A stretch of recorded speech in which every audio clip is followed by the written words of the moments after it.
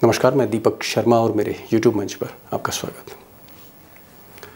दोस्तों, कई लोग सवाल पूछते हैं कि मोदी जी चुनाव कैसे जीत लेते हैं, वो कौन सा फॉर्मूला उनके पास है, वो कौन सा मंत्र उनके पास है, पर्दे के पीछे वो ऐसा कौन सा कार्ड चलते हैं कि मोदी जी खेल पलट देते हैं। अब इसी कार्ड से मोदी जी ने, या यूं कहें आरएसएस बीजेपी ने, गुजरात ऐसा जीता कि 25-30 वर्षों से फिर कोई गुजरात नहीं जीत पाया। और यही स्थिति मध्य प्रदेश में लाख आंधियां बीजेपी के मुखालिफ हो मध्य प्रदेश में। बरसों बरस से जब मैंडेट आता है तो बीजेपी को कोई हरा नहीं पाता मध्य प्रदेश में। और कमोबेश यही स्थिति आज की तारीख में उत्तर प्रदेश में है, उत्तराखंड में। 2014 के बाद इस कार्ड ने ऐसा गजब ढाया कि उत्तर प्रदेश उत्तराखंड को अब तक कोई जीत नहीं पाया। आधे पर भी नहीं है जहां बीजेपी खड़ी उत्तर प्रदेश में, उत्तराखंड में। और अब एक नया, आप कह सकते हैं नया बैटलफील्ड है, एक नया आप कह सकते हैं मैदान मिला है मोदी जी को इसी कार्ड की बदौलत। राजस्थान, या यूं कहें मोदी जी आरएसएस की नई प्रयोगशाला। और जहां मोदी जी कह रहे हैं कि यह आखिरी चुनाव है, इसके बाद यहां कोई अशोक गहलोत नहीं होगा। गारंटी दे रहे हैं मोदी जी कि अब यहां कोई भी अशोक गहलोत दोबारा नहीं आ सकता है, क्योंकि राजस्थान में यह कार्ड खेला जा चुका है। पूरे राजस्थान के लोग लिख करके रखे, इस बार तो नहीं, अब राजस्थान में कभी भी अशोक गहलोत की सरकार नहीं बनेगी।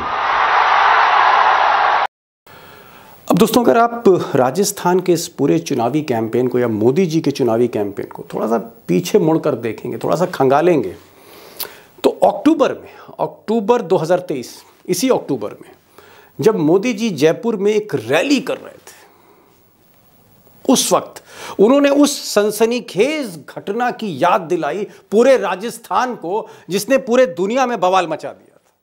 जी हां, वो जो गला काटने वाली घटना, सर तन से जुदा। और प्रधानमंत्री ने पहली बार इस घटना पर, वारदात पर अपनी खामोशी तोड़ी, और वो भी कैमरे पर।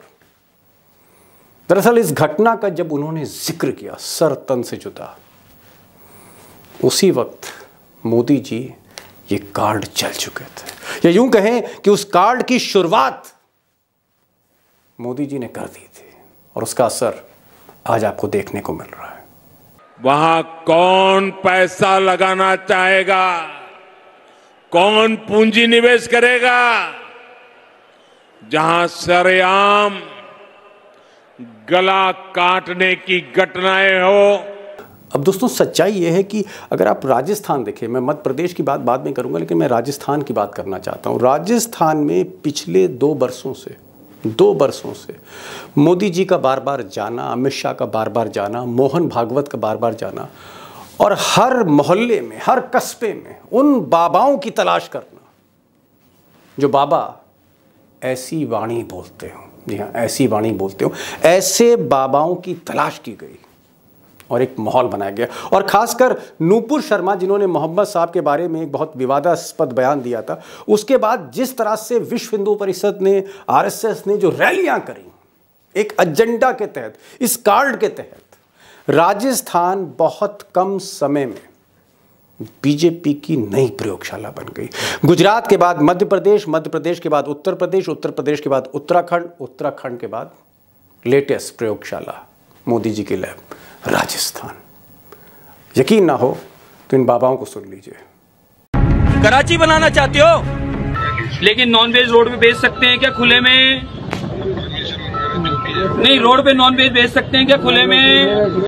लाइसेंस का गया हुआ है सर। लाइसेंस लेके आओ। चलो बंद होंगे, लाइसेंस लेके आओ। नहीं, अब ये जो बाबा हैं जो कह रहे हैं कि मैं बाबा नहीं बवाल हूं, और जयपुर को तुमने कैसे कराची बना दिया, ये जो बाबा हैं, दरअसल ये जो आचार्य कह लीजिए, बाबा कह लीजिए, ये मोदी जी के राजस्थान में नए विधायक हैं जो मंत्री भी बन सकते हैं।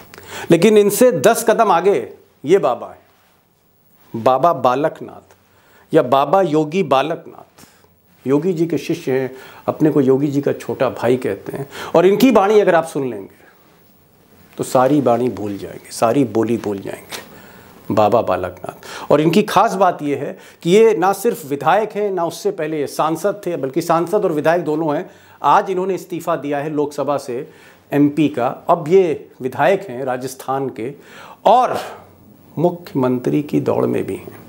आज की तारीख में इनसे सारे नेता डरे हुए हैं, चाहे वो गजेंद्र शेखावत हों, चाहे अर्जुन मेघवाल हों, चाहे राज्यवर्धन राठौर हों, चाहे वसुंधरा राजे हो। कहीं बाबा बालकनाथ मुख्यमंत्री ना बन जाएं, और आज नहीं बनते तो ये कल के मुख्यमंत्री जरूर हैं राजस्थान की। ये गारंटी बाबा बालकनाथ ने अपनी वाणी से दे दी है।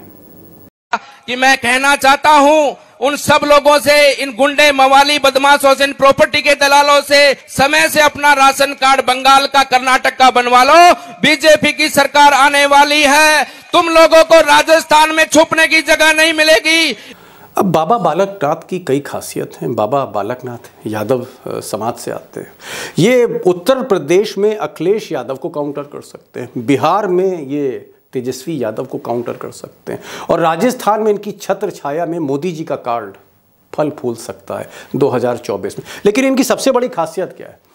बाबा बालकनाथ नाथ संप्रदाय के हैं, उस मठ के हैं जिस मठ के मठाधीश योगी आदित्यनाथ हैं, उत्तर प्रदेश के मुख्यमंत्री। और बाबा बालकनाथ और योगी आदित्यनाथ की एक अच्छी केमिस्ट्री है, अच्छी रिश्ते हैं। बल्कि योगी आदित्यनाथ बार बार राजस्थान गए बालकनाथ को जिताने के लिए, और वहां पर लोग कहते हैं कि इन्होंने चुनावी माहौल भारत पाकिस्तान का मुकाबला कर दिया। तो योगी आदित्यनाथ के खास हैं मोदी जी और अमित शाह से सीधी पहुंच है, डायरेक्ट हॉटलाइन से जुड़े हुए हैं बाबा बालकनाथ, प्रधानमंत्री से और गृह मंत्री से। और सबसे बड़ी बात, सोने में सुहागा बाबा बालकनाथ के लिए कि आरएसएस के जो चीफ हैं मोहन भागवत बाबा बालकनाथ का बड़ा सम्मान करते हैं। बहुत आप कह सकते हैं कि मोहन भागवत के बेहद करीब हैं बाबा बालकनाथ। तो योगी आदित्यनाथ के शिष्य आप कह लीजिए, छोटे भाई कह लीजिए, मोदी जी के खास, अमित शाह के खास, नड्डा साहब के खास और मोहन भागवत के खास, शायद ही अब कोई बचा हो। और इसीलिए बाबा बालकनाथ मुख्यमंत्री की रेस में है, आज नहीं तो कल। और उसकी वजह यह है इनके ये बोल, समय से अपना राशन कार्ड बंगाल का कर्नाटक का बनवा लो। बीजेपी की सरकार आने वाली है, तुम लोगों को राजस्थान में छुपने की जगह नहीं मिलेगी। अब दोस्तों, आज जो प्रधानमंत्री के निवास पर बैठक हुई जिसमें अमित शाह थे और मोदी जी थे, बंद कमरे में बातचीत हुई और ये बातचीत बहुत देर तक चली। और इस बातचीत में जो सबसे बड़ा मसला था कि राजस्थान में मुख्यमंत्री कौन होगा। हालांकि डिसाइड मोदी जी करते हैं, लेकिन सबसे पहले वो जो रायशुमारी करते हैं वो नड्डा जी से नहीं करते, वो सबसे पहले रायशुमारी करते हैं अमित शाह से, जो 20-25 बरस से मोदी जी के साथ साई की तरह रहते हैं। अब लोग ऐसा कहते हैं कि कहीं ना कहीं अमित शाह को थोड़ा सा रिजर्वेशन है, अमित शाह थोड़ा सा बाबा बालकनाथ को शक शुबा से देख रहे हैं। हालांकि बाबा बालकनाथ उनके करीबी हैं, लेकिन अमित शाह को लगता है कि कहीं ऐसा ना हो जाए कि यूपी में योगी आदित्यनाथ और राजस्थान में बाबा बालकनाथ, और ये एक ही मठ के हैं, एक ही संप्रदाय से आते हैं, तो बाकी साधु संतों में क्या रिएक्शन होगा। और दूसरा, कहीं ये जोड़ी बन गई जैसे मोदी और अमित शाह की जोड़ी है, अगर ऐसी ये जोड़ी बन गई बालकनाथ और आदित्यनाथ, तो ऐसा ना हो जाए कि फिर अमित शाह जो ख्वाब देख रहे हैं, सपना देख रहे हैं मोदी के बाद प्रधानमंत्री बनने का इस देश में, उनका फिर क्या होगा। क्योंकि ये बात एकदम शाश्वत सत्य है कि अमित शाह और योगी में नहीं बनती। तो अमित शाह फिलहाल इस बात की तस्दीक कर रहे हैं कि क्या रिस्क लिया जाए, क्या बालकनाथ पर रिस्क लिया जाए। हालांकि उन्हें बालकनाथ की जरूरत है, लेकिन बालकनाथ और योगी आदित्यनाथ ये जो एक कनेक्शन है उसने कहीं ना कहीं गुजरात लॉबी को उलझा रखा है। और अगर ये कनेक्शन ना होता तो आप सच मानिए बाबा बालकनाथ ही राजस्थान के मुख्यमंत्री होते, क्योंकि राजस्थान एक नई प्रयोगशाला है हिंदुत्व की, बीजेपी और आरएसएस के लिए। और बालकनाथ से मुफीद कोई और नेता नहीं आज मोदी के पास। तो डिसाइड करना है, देखते हैं मोदी जी का वीटो होता है या फिर मोदी जी अमित शाह की बात मानते हैं या अमित शाह तैयार हो जाते हैं। ये डिसाइड मोदी और अमित शाह को करना है कि बाबा बालकनाथ के साथ जाएं या अपने किसी और शिष्य के साथ जाएं राजस्थान में। अब दोस्तों, अगर आप किसी चुनावी पंडित से पूछेंगे कि मध्य प्रदेश जीतने का क्या कारण है या राजस्थान जीतने का क्या कारण है या फिर छत्तीसगढ़ कैसे बीजेपी जीत गई, तो आपको ज़्यादातर जवाब यही मिलेगा कि बूथ मैनेजमेंट बहुत अच्छा है, संगठन ने वहाँ बीजेपी के अच्छी तरह से काम किया, रीच उनकी ज़्यादा थी, गोदी मीडिया उनके पास है, पैसा उनके पास है। लेकिन यही पैसा तेलंगाना में भी खर्च हुआ था, इससे कहीं ज़्यादा पैसा मोदी जी ने कर्नाटक में भी खर्च किया था।